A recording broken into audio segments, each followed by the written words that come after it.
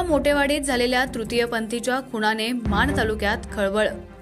हातावर गोंदलेल्या नावावरून पोलिसांना लागला खुनाचा सुगावा।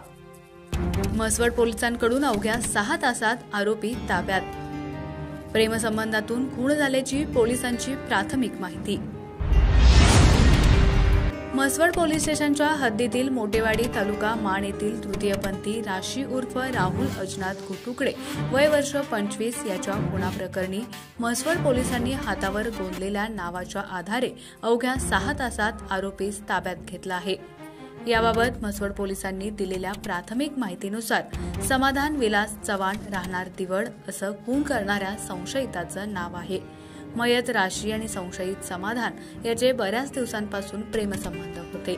यातून राशी याने मला तुझ्याशी लग्न करायचं आहे, तुझ्या घरी येऊन राहायचं आहे असा तगादा समाधानकडे लावला होता। मात्र समाधान हा विवाहित असल्यानं तो राशीची मागणी पूर्ण करू शकत नव्हता। बऱ्याच दिवसापासून चाललेल्या या प्रकाराला समाधान कंटाळला होता। 5 दिवसापूर्वी त्याने राशियास म्हसवडमधील मेघा सिटीजवळ सायंकाळी 8च्या सुमारास बोलावून साडीने त्याचा गळा आवळून खून केला। राशी मृत झाल्याची खात्री पटताच पुरावा नष्ट करण्याच्या उद्देशानं समाधाननं त्यास विहिरीजवळ नेऊन शेजारी पडलेल्या विद्युत वायरला भला मोठा दगड मृतदेहाला बांधून मृतदेह विहिरीत टाकला। काल मयत राशीचा मृतदेह फुगून विहिरीच्या पाण्यावर तरंगत होता।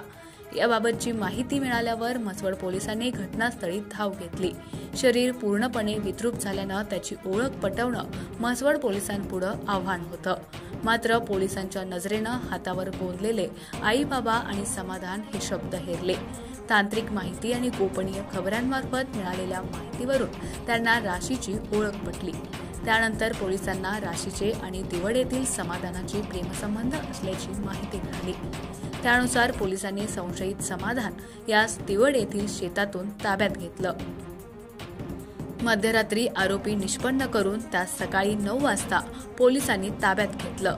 याबाबत अधिक तपास सहाय्यक पोलीस निरीक्षक सखाराम बिराजदार करीत आहेत।